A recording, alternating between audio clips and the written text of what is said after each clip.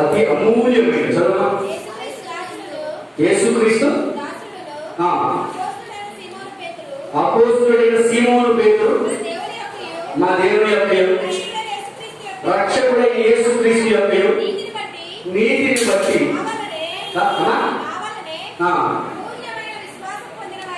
అమూల్యమైన విశ్వాసము పొందిన వారికి. విశ్వాసం ఎలాంటిది? అమూల్యమైనది, చాలా విలువైనది అని అర్థం. అంతేగాని అమూల్యం అంటే అమూల్ బేబీ అనుకోలేదు, ఏమంటే అమూల్ బేబీ పాలు అనుకోలేదు, కాదు. అమూల్యమైనది. మన యొక్క విశ్వాసము అమూల్యమైనదంట. తర్వాత విశ్వాసం యొక్క లక్షణాలు కొన్ని చూద్దాం. పరిశుద్ధమైనది. యోధా 20:21. యోధా 20:21 అంటే ఏంటి అర్థం? 20వ అధ్యాయం 21వ వచనం కాదు. ఎస్, సరే గమనించండి. యోధా 20:21 అంటే ఒకటే అధ్యాయం ఉంటుంది. యోధా 20:21 ఇక్కడ చిన్న మిస్టేక్ ఉందన్నమాట. మిస్టేక్ అంటే చిన్నది. ఇక్కడ అధ్యాయం ఒకటే కాబట్టి అలా అమ్మాయిని అలా ఇది ఒక్కటే మాత్రం అలా అడిగాడంటే అర్థం ఏంటి? ఎప్పుడైనా అడిగానా? ఇన్ని సంవత్సరాల నుంచి 20:21 అంటే ఏంటని అడిగామా? అడగలేదంటే అడిగాడు, అన్నయ్య అడిగాడంటే స్పెషల్ గా ఉందని అనుకోలేదు. అంతే కదా అంటే చెప్పేవాడు. అదే చెప్పు 20:21 చెప్పమా. ప్రియులారా, మనము విశ్వసించు అతి పరిశుద్ధమైన దాని మీద విశ్వసించు అతి పరిశుద్ధమైన. విశ్వాసం ఎలాంటిది? పరిశుద్ధమైనదంట. మన యొక్క విశ్వాసము పరిశుద్ధముగా ఉండాలి. విశ్వాస యొక్క లక్షణాలను మనం ధ్యానం చేస్తాము. పరిశుద్ధమైనది, ఇందాక అమూల్యమైనది, తర్వాత అతి పరిశుద్ధమైనది, తర్వాత పని చేస్తుందంట. విశ్వాసం పని చేస్తే నాకు తెలిసి కాళ్ళు పని చేస్తే, చేతులు పని చేస్తే, గడియారం పని చేస్తుంది కదా. విశ్వాసం పని చేస్తున్నారు చూడండి. 1వ దశలోనికలు 1వ అధ్యాయం 1-2-3 విశ్వాసంతో కూడిన మీ పనిని, ప్రేమతో కూడిన మీ ప్రయాసమును మన ప్రభువైన యేసుక్రీస్తునందరి నిరీక్షణలతో కూడిన మీ ఓర్పును మేము మన తండ్రి అయిన దేవుని ఎదుట మానక జ్ఞాపకం చేసుకొనుచు మా ప్రార్థనల యందు మీ విషయమై విజ్ఞాపన చేయొచ్చు. మీ అందరి నిమిత్తము ఎల్లప్పుడూ దేవునికి కృతజ్ఞతాస్తుతులు చెల్లిస్తా ఉన్నాము. హల్లెలూయా. విశ్వాసము పనిచేస్తూ ఉంటుందంట. హల్లెలూయా. విశ్వాసము పనిచేయాలండి. అంతేగాని విశ్వాసము మృతమైపోకూడదు, క్రియలు లేకుండా ఉండకూడదు. క్రియలు లేని విశ్వాసము మృతము అని ఒక చోట మనం చదువుతాం. ఎదరికి వెళ్ళే చోట ఎదరెక్కడ మనము చదువుతాం. విశ్వాసానికి క్రియలు ఉండాలి. నీ జీవితంలో అద్భుతాలు జరగాలి. నీ జీవితంలో సాక్ష్యం చెప్పాలి. నువ్వు ఎప్పుడోకప్పుడు దేవుడు నీ జీవితంలో చేస్తున్నటువంటి మేలును బట్టి నువ్వు వచ్చి ఇక్కడ సాక్ష్యం చెప్తేనే నీవు క్రియలు ఉన్నట్టు. నీ జీవితంలో ఒకవేళ నీ క్రియలు లేకుండా కనుక నువ్వు ఉన్నావంటే నీ విశ్వాసము మృతమైనదంట. చూడండి, ఆమె చూసేద్దాం. క్రియలు లేని విశ్వాసము. యాకోబు 2:17. యాకోబు 2:17. అది ఇక్కడ లక్షణాల్లో కాదు, ఇది సందర్భం చెప్పి. అలాగే విశ్వాసము క్రియలు లేనిదైతే మృతమైనది అగును. మన జీవితంలో కనుక క్రియలు లేకపోతే ఏంటది? మృతమైనది అయిపోతుందంట. ఈ సందర్భంగా ఎవరైనా మీరు ఎప్పుడైనా డెలివరీ దగ్గరికి వెళ్ళారా? ఏమా, డెలివరీ దగ్గర ఎవరైనా పుట్టిన వారు వెంటనే వాళ్ళ దగ్గర మీరు ఎప్పుడైనా ఉన్నారా? ఒకవేళ పుట్టిన వాళ్ళ దగ్గర కనుక ఏడుపు వినపడలేదనుకో ఏమైపోతే మానవులు ఏడ్చారు. హల్లెలూయా. పుట్టిన బిడ్డ కనుక వెంటనే ఏడవలేదనుకో ఎవరున్న వాళ్ళందరూ ఏడ్చేయాలి. హల్లెలూయా. విచిత్రం చూడండి. ఒకవేళ మనిషి పూర్తిగా చలనం ఆగిపోయిందనుకో మనం ఏం చేయాలి? మనం ఏడ్చేద్దాం. ఏడుపుతోటే స్టార్ట్ అయ్యి ఏడుపుతోటే ముగించబడుతుంది ఈ మానవ చరిత్ర. మీకు ఈజీగా మీకు అర్థమైందండి. ఒక బాబు పుట్టాడని చెప్పారు. పుట్టిన బాబును తీసుకొచ్చి అది ఎలా అనుకున్నా ఏడవలేదనుకో ఎవరో లీడ్ చేస్తానంట. అదే ఓకే. తర్వాత ఆపరేషన్ మనిషి జీవితం అంతా అయిన తర్వాత హాస్పిటల్లో పెట్టాడుకో 2 రోజులైనా ఆయనలో ఏ చరణమో లేదనుకో మళ్ళీ ఎవరో లీడ్ చేస్తారంట. అయితే ఏడుపు ఇక్కడ ఏమైంది మనిషి జీవితానికి అది బాగా దగ్గర సంబంధం అయిపోయింది. కరోనాతో సహజీవనం కాదు, ఏడుపుతో సహజీవనం అయిపోతా ఉందన్నమాట. మనం ఏడుపు చాలా దగ్గర అయిపోయింది. మనం ఏడుపు మనిషి జీవితంలో ఒక పార్ట్ అయిపోయింది.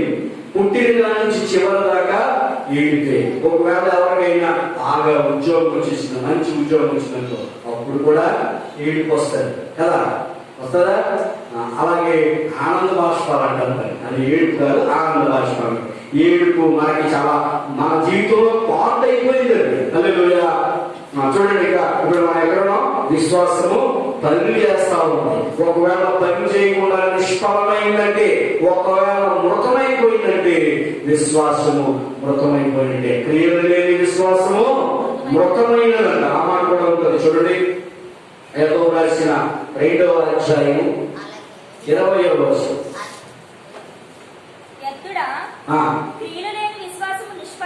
క్రియలు లేని విశ్వాసము నిష్ఫలమైనదని తెలుసుకొనగోరుచున్నావా? మన పితరుడైన అబ్రహాము అంతవరకు క్రియలు లేని విశ్వాసము నిష్ఫలమైనది. మన విశ్వాసం క్రియలు ఉండాలి. హల్లెలూయా. ఒకవేళ దేవుడిని మీరు అడగండి, యేసయ్యా నా జీవితంలో క్రియలు లేవు నాయనా, నేను ఇంకా ఎక్కడ వేసిన దొంగలు కానీ ఉన్నానయ్యా, యేసయ్యా నీవు నన్ను ఆశీర్వదిస్తేనే కానీ వదిలిపెట్టనని అటువంటి గట్టి పట్టుదలతో ఆయన మనం అడగాలి. హల్లెలూయా. అప్పుడే నీ జీవితంలో అద్భుతాలు ఆశ్చర్య కార్యాలు నువ్వు చూడగలవు. హల్లెలూయా. మీరందరికీ ఒక మాట చెప్తాను. నేను చిన్న కూరగాయల డెకరేషన్ అని ఒక డెకరేషన్ నేను చేస్తూ ఉంటాను. మీ అందరికి తెలుసు కదా, విచిత్రమైన కూరగాయల బొమ్మలన్నీ చేస్తూ ఉంటాను కూరగాయలతో. అవి చేస్తూ ఉన్నప్పుడు నాకు ఒక కళ వచ్చింది. నేను అర్జున్కి చెప్పాను, మా ఆవిడకి కూడా చెప్పాను, మా అమ్మకి అందరికీ తెలుసు, కోసం మీకు కూడా తెలుసు అనుకున్నాను. నా కళ ఏంటంటే, నేను లారీ మీద డెకరేషన్కి వెళ్తున్నట్టుగా కళ వచ్చింది. లారీ ఒకటే డెకరేషన్ చేసుకున్న లారీతో పని ఏముంటుంది, మా అంటే 2 ఆటోలు వెళ్తాం. ఒకసారి బాగా వర్క్ ఎక్కువ వచ్చి 7 ఆటోలు వెళ్తాం. 7 చోట్ల ఒకే రోజు 7 పనులు.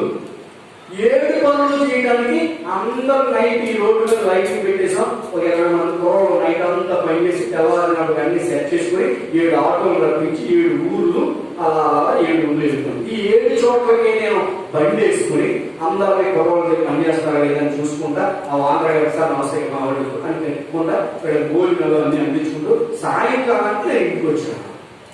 అయితే నాకు ఈ కళ ఏంటంటే, లారీ మీద నేను డెకరేషన్కి వెళ్తున్నట్టుగా కళ. నేను అనుకునేవాడిని, లారీ మీద డెకరేషన్ విచిత్రంగా ఉంది కదా, అసలు జరగదు అని అనుకున్నాను. నాన్నకి అయిపోయిన తర్వాత ఆ మనీషా పుట్టక ముందు మాకు పెళ్ళైన తర్వాత మొదటిసారిగా వైజాగ్ రమ్మని మా బాబాయ్ గారి భాగవతం చేస్తే వైజాగ్ వెళ్ళాను. చిన్నాన్న దగ్గరికి, మా బాబాయ్ దగ్గర నేను అన్నాను, ఎందుకంటే మా చిన్నాన్న దగ్గరికి నేనే అంటాను. హల్లెలూయా. మా చిన్నాన్న గారి దగ్గరికి వెళ్ళినప్పుడు అక్కడ సరదాగా వాకింగ్ చేసుకుంటా వీలంటే వెళ్తా ఉంటే అక్కడ బ్యానర్ వేసుకున్నాడు. మండపం చాలా అందంగా ఉంది. చెరుపూరి బ్యాంక్ అని ఉంటుంది వైజాగ్, పెద్ద డబ్బు ఉన్నవాళ్ళు. వాళ్ళు మ్యారేజ్కి ఒక డెకరేషన్ చేశారు, చెరుపూరి వాళ్ళ ఫంక్షన్. ఆ మండపం పేరు కృష్ణ మండపం. ఆ డెకరేషన్ ఫోటో ఫ్లెక్సీ పేపర్ మీద వేసి ఆ షాప్ ముందు పెట్టుకుని ఉన్నాడు. నేను ఉన్నాను కదా, తిన్నాను కదా, నేను వెళ్ళి షాప్ మాట్లాడుతూ మాట్లాడాను. ఏంటో మండపం ఏంటంటే కృష్ణ మండపం అంటది, కొత్తగా వచ్చింది, లేటెస్ట్ మండపం ఇప్పటికవుతుంది. అలాగా సరే ఇంటికి వెళ్ళి మళ్ళీ వస్తానని ఇంటికి వెళ్ళి పని చేసుకుని వచ్చి ఆయన ఆల్బమ్ అన్ని చూశాను. ఇంకా నాకు నిద్ర రావట్లేదు, ఆ నైట్ నిద్ర రావట్లేదు. ఏమైనా సరే ఆ మండపానికి కొనేయాలని డిసైడ్ అయిపోయాడు. హల్లెలూయా. తీరా చూస్తే ఆ మండపం ఎంత అనుకున్నారు, 3 లక్షలు. అప్పుడు ఆదాయం ఈ వ్యాపారం అంటే 2,10,000కి కొన్నాం. మా ఇంట్లో అమ్మోళ్ళు చెప్తే అమ్మోళ్ళు ఇచ్చారు నాకు డబ్బులు, అమ్మోళ్ళు డబ్బులే నాకు ఇచ్చారు. అవి ఇచ్చి ఏం చేశారంటే ఆ మండపాన్ని రాజమండ్రిలో సెకండ్ హ్యాండ్ ఒక చోట కొనేశాను. కొనేసి తీసుకొచ్చాను. అర్జును భారత్తో మేము అందరం సరదాగా లారీలు కట్టించుకుని వెళ్ళి తీసుకొచ్చి ఈ గుడి ప్లేస్ లో పెట్టి నీట్ గా సెట్ చేసి ఎలా చేయాలో అన్నది చూసుకుని అవగాహన కుదుర్చుకొని మేము కొనేసి మండపాలు చేస్తాం. మీరు చెప్తే నమ్మరు, మన జిల్లాలో మొట్టమొదటి మండపం అదే. నేను ఆ రోజు మండపం ఒప్పిస్తున్నాను కూడా. మండపం వేలందనుకున్నారు 1,10,000 రూపాయలు ఒకరోజు మండపం వేస్తే 1,10,000 ఒప్పేస్తున్నాను. అమ్మ వెళ్ళినట్టు మన పేటలో కాకరపూడి నుంచి నన్ను చూడటానికి వచ్చాడు. ఎవరో తెచ్చాడు, మండపం కొన్నాడు, 1,00,000 రూపాయలు మండపం కడుతున్నాడు, అది ఎవరో అని నన్ను చూడటానికి వచ్చాడు. అక్కడ వాచ్మెన్ చెప్పాడు. అదే మండపం పెట్టాం, దేవుని నామాన్ని బట్టి అద్భుతంగా వచ్చింది. ఏకదం ఊపు. ఇందాక చూడండి నేను అన్నాను కదా ఊపేస్తామని. ఆ టైంలో ఊపేస్తాం. మొత్తం కైకులు, భీమవరం, వైజాగ్, రావులపాలెం ఎక్కడైనా సరే మండపం అవలేగా లారీ మీద వెళ్ళిపోయి కట్టేసుకోతున్నాం. అప్పుడు రోజు కైకులు మండపం పట్టుకుని వెళ్తా ఉన్నప్పుడు లారీ కూర్చొని బయలుదేరిపోయింది. అర్జున్ రాలేదు ఆ రోజు. మన కుర్రాళ్ళు 7 మంది వేసుకుని ఆ లారీలు వేసుకుని వెళ్ళిపోతున్నాడు. 3 లారీలు అంటే నాతో పాటు ఒక అతను కూడా ఒప్పుకున్నాడు. అతను అన్ని నాని కలిపి 3 లారీలు లోడ్ చేసుకుని వెళ్తాం. వెళ్ళినప్పుడు బండి కలిగినప్పుడు ఆలోచన వచ్చింది, లారీ మీద వెళ్తున్నా కల కదా, లారీ ఉన్నాయండి. అర్జున్ గడికి ఫోన్ చేసాను. అర్జున్ బాబు ఎక్కడున్నారా? ఇంటి దగ్గర. మన ఇంటర్ కిలో ఉందా? నాన్న బాబు కిలో ఉన్నాను. ఆ కిలో పెట్టుకుని వచ్చేది కదా, ఏనా ఫోటో తీయరా అన్న. ఎందుకంటే నాకు కళ వచ్చింది, కళ ఇక్కడ జరుగుతుంది, చూడండి ఫోటో తీసుకున్నారా అంటే వీడి కెమెరా పెట్టుకుని వచ్చాడు. ఆ లారీ వాసన ఎక్కించాడు. ఆ బయట కూర్చొని లారీ దగ్గర ఫోటో తీయడం ఏంటి అని అందరూ అడిగారు. నాకు కళ వచ్చింది లారీ మీద అన్నట్టు. ఈ కళ ఈ రోజు నెరవేరింది. హల్లెలూయా. ఆ మండపంలో మేము ఇష్టమైన పని చేస్తాం. 1,40,000 ఒకసారి మండపం దేవాలయంలో పెట్టాం. 1,40,000 అలాగా మరి ఎక్కువగా పనులు చేస్తూ 1,00,000 ఆ 1,00,000 అనే మండపం ఇంచుమించు 6 సార్లు పెట్టాం. తర్వాత 40,000, 40,000, 60,000, 40,000, 55,000, 60,000, 70,000, 80,000 అంటే ఊపులు బట్టి ఒక పార్టీ ఇస్తాను బట్టి ఇంచుమించు 3 సంవత్సరాలు ఊపేశారు. ఎన్ని మండపాలు కట్టమంటే అన్ని మండపాలు కడతానే ఉండేవాళ్ళు. హల్లెలూయా. ఆ టైంలోనే ఇల్లు ప్లాస్టింగ్లు ఇంటి పనులన్నీ జరుగుతూ ఉంటాయి. హల్లెలూయా. నాకు అన్ని గుర్తున్నాయి. మా అమ్మకే నాకు తెలిసాయి. హల్లెలూయా. దేవుడికి మహిమ కలుగును గాక. మా అమ్మగారు గుర్తున్నాయి. బహుశా నాకు తెలిసి మా అమ్మగారు బుక్కులు ఉంటాయి. ఇప్పుడు తిరగేసిన బుక్కులు అన్నీ ఉంటాయి. ఏ రోజు నేను అందించాను, ఏ రోజు మా అమ్మ నాకు అందించిందో అవన్నీ కూడా బుక్కుల్లో ఉంటాయి. హల్లెలూయా. అంటే నేను ఏం చెప్పాలనుకుంటున్నానంటే కళ దేవుడు నిరర్థకం కానేనడు. మీరు ఏదైనా కళ అంటే ఏ మాట కూడా నిరర్థకం కాదు. కానీ కొంచెం లేట్ అవ్వచ్చు, అంతే. లేట్ మాత్రం అవ్వచ్చేమో కానీ ఖచ్చితంగా జరిగి తీరుతుంది. అటువంటి విశ్వాసాన్ని మనం కలిగి ఉండాలి. హల్లెలూయా. ఇప్పుడు మనం లక్షణాలు చూస్తాం కదండి. ఇప్పుడు ఇంకా లక్షణాలు ఉన్నాయి. మారు మనసుతో సంబంధం కలిగి ఉండాలంట విశ్వాసం. ఇది చూద్దాం. ఇది ముఖ్యమైనది కాబట్టి మార్కు సువార్త 1వ అధ్యాయం 15వ వచనం. కాలం సంపూర్ణమై ఉన్నది, దేవుని రాజ్యం సమీపించి ఉన్నది.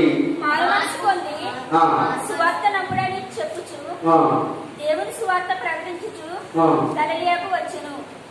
ఆయన గలిలయ సముద్ర తీరమున వెళ్ళుచుండగా సీమోనును సహోదరుడగు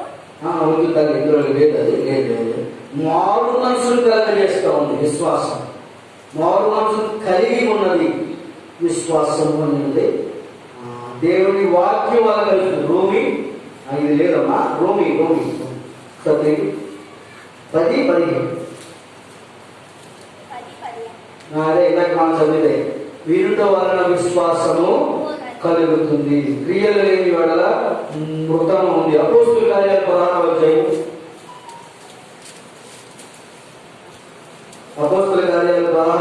అధ్యాయం 31. అందుకు వారు ప్రభువైన యేసునందు విశ్వాసం ఉంచుము, అప్పుడు నీవును నీ ఇంటి వారును రక్షణ పొందుతున్నారు. హల్లెలూయా. మనం ఏం చేయాలంటే మనందరూ యేసు ప్రభు పట్ల ఏం చేయాలి? విశ్వాసం ఉంచాలి. అప్పుడే మనము మన ఇంటి వారు అందరూ కూడా ఆయన యొక్క బిడ్డలుగా మారటమని చెప్తా ఉన్న లేఖనం. మనం అందరము ఆయన పట్ల విశ్వాసం ఉంచాలి. యేసుక్రీస్తే నా దేవుడు, యేసుక్రీస్తు ద్వారానే నేను రక్షించబడతాను, యేసుక్రీస్తు నన్ను ఆశీర్వదిస్తాడు, యేసు ప్రభువే నన్ను స్వస్థపరుస్తాడు అని మనం అందరం కూడా నమ్మాలి. ఇంకో విషయం చెప్తాను, ఎవరికి? విశ్వాసం ద్వారానే స్వస్థపడతామంటాం. అది కూడా లేఖనాల్లోనే ఉంది. చూడండి ఒకసారి, మార్కు సువార్త 5వ అధ్యాయం, మార్కు సువార్త 5వ అధ్యాయం 34. అందుకైన కుమారి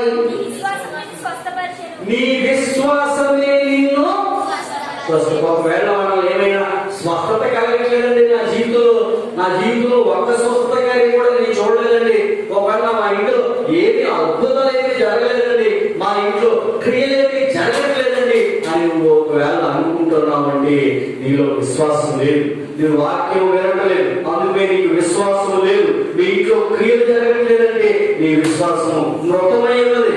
కాబట్టి నువ్వు ఇంకా విశ్వాసం కావాలని పొమ్ము అని దేవుడు చెప్పినప్పుడు మనము ఏంటి? స్వస్థత పడతాం. ఆ విశ్వాసం వలన ఆమె స్వస్థత కలిగింది. ఒకవేళ నీ ఇంట్లో నీకు ఇంకా ఏమి స్వస్థత జరగట్లేదు అంటే నీకు విశ్వాసము లేదు అని మనం గమనించుకోవాలి. మనమే గమనించుకుందాం. యేసు ప్రభువు నన్ను స్వస్థపరచలేదు అంటే నాలో అయోగ్యమైనది ఏదైనా ఉందేమో అని మనము పరిశీలన చేసుకున్నాం. ఇంకా చూడండి, మళ్ళా 52వ వచనం, 5:52 లేదా 5:52 లేదా లూకా సువార్త 8వ అధ్యాయం 47. లూకా సువార్త 8వ అధ్యాయం 47. అందుక ఆయన చదవండి. లూకా 8:47. అందుకు ఆయన కుమారి నీ విశ్వాసము నిన్ను స్వస్థపరచును, సమాధానం గలదానివై పొమ్ము అని అంట. విశ్వాసము మనల్ని స్వస్థపరుస్తూ ఉంది. తర్వాత 17:19 లూకా సువార్త 17:19 నీవు లేచి పొమ్ము, నీ విశ్వాసము నిన్ను స్వస్థపరుస్తూ ఉంది. విశ్వాసము మనల్ని స్వస్థపరుస్తుందంట. 18:42 అమ్మా, యేసు చూపు పొందుము, నీ విశ్వాసము నిన్ను స్వస్థపరిచినని వాళ్ళని చెప్తా ఉన్నారు. మనం ఏదైనా స్వస్థత పొందాలంటే మనలో విశ్వాసం లేదనే విషయాన్ని గమనించుకోండి. మనం సరి చేసుకోవాలి, ఆయన విశ్వాసాన్ని పొందుకోవాలి. అప్పుడే మన జీవితాలు అద్భుతాలు, ఆశ్చర్యకార్యాలు, స్వస్థతలను చూడగలము. హల్లెలూయా. ఇంకా మరి విశ్వాసం ద్వారా ఏం జరుగుతుందంటే విశ్వాసం వల్ల బ్రతుకుతారు. చూడండి, హబక్కూకు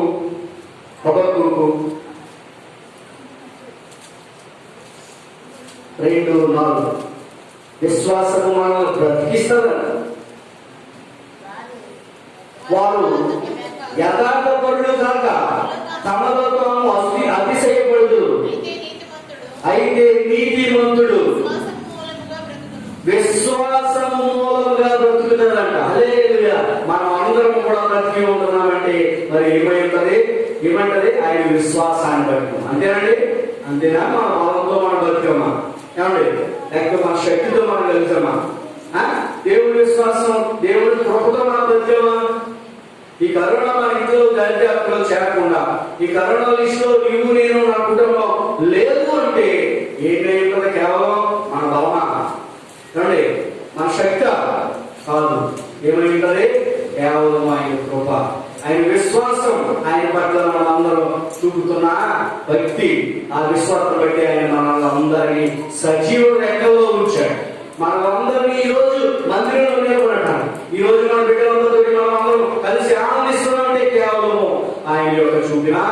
కృప అన్నమాట.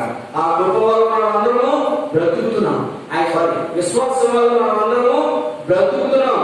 తర్వాత విశ్వాసము బాగుపరుస్తుందని ఇందాక మనం స్వస్థపరుతుంది చూసాం. ఇప్పుడు బాగుపరుతుందండి. చూడండి ఆ మాట కూడా మత్తయి సువార్త 9:22.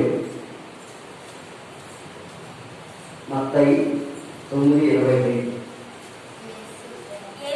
యేసు వెనుకకి తిరిగి ఆమెను చూచి, కుమారి ధైర్యంగా ఉండును, నీ విశ్వాసము నిన్ను బాగుపరిచెను. ఎవరు విశ్వాసం అది? ఆవిడకున్న విశ్వాసము ఆమెని స్వస్థపరిచింది. హల్లెలూయా.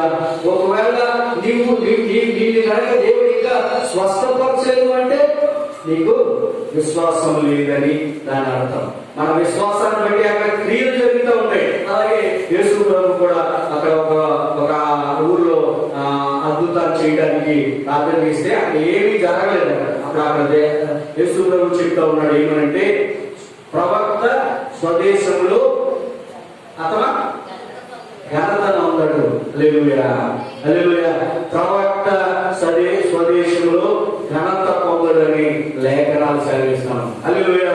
ఇక్కడ అనుకోవచ్చు కొంతమంది కాకర పండు ఏంటి మాట్లాడటం, కాకర పండు ఏంటి చెప్పడం అని. హల్లెలూయా. ఈ సందర్భంగా సందర్భోచిలో చెప్తున్నాడు. మీ అందరికీ తెలుసు, నేను కూడా సందర్భం వచ్చినప్పుడు వాడు పోవడంలో నా అంతరుడేవో ఉండడం. కాకర పండుగ ఏం తెలుసు అని అనుకోవటం కాదు. కానీ ఇక్కడ నేను నిలబడి మాట్లాడతాను అంటే ఇదేదో నా యొక్క ప్రయత్నం మాత్రం అస్సలే కాదు. అవునా? ఏమండి, ఇక్కడ నేను నిలబడ్డాను అంటే ఇది నా ప్రయత్నం. నేను ఇక్కడ రావాలని ఆశపడ్డానా? ఇక్కడ నేను చేయాలని ఆశపడ్డానా? ఇది నా పట్టుదల. ఇందుకోసం నేనే ఒక పావులైన కలిపాను. హల్లెలూయా. కేవలము ఆయన నడుపుతున్న విషయాలను బట్టి నేను ఇక్కడికి వచ్చి నిలబడి ఉన్నాను అన్నమాట. ఇది నాకు బాగా గుర్తుంది. ఆ రోజు మన తమ్ముడికి మన మీటింగ్ పెట్టినప్పుడు తమ్ముడిని అభిషేకించినప్పుడు ఊరు బయట నన్ను అభిషేకించడం నాకు అర్థం కాలేదు. ఐజాక్ గారు మమ్మల్ని అడిగారు, ఏమని నువ్వు పాస్టర్ అవ్వాలి, అది మా కోరిక. నాన్నగారితో చెప్పినప్పుడు నాన్న కూడా తీసేసుకోవాలన్నప్పుడు మేము తీసుకున్నాం. తర్వాత ఇంకో మాట కూడా మీకు నేను చెప్తా ఉన్నాను. నేను మన మందిరంలో ఆగస్టు 4వ తారీఖున పల్లారాధన నేను ఇస్తానన్నప్పుడు ఈ మాట వెంకటలక్ష్మి వదిలి గారికి బాగా గుర్తుంది. నాన్న అన్నాడు, నన్ను పల్లాలన్నీ రెడీ చేసి నేను మా నాన్నగారికి ఇవ్వబోతుంటే మా నాన్న నన్ను ఏమన్నా దానికి వదిలే సాక్షి. నేను అవన్నీ తీసి మా నాన్నగారికి ఆగస్టు 4వ తారీఖున 2019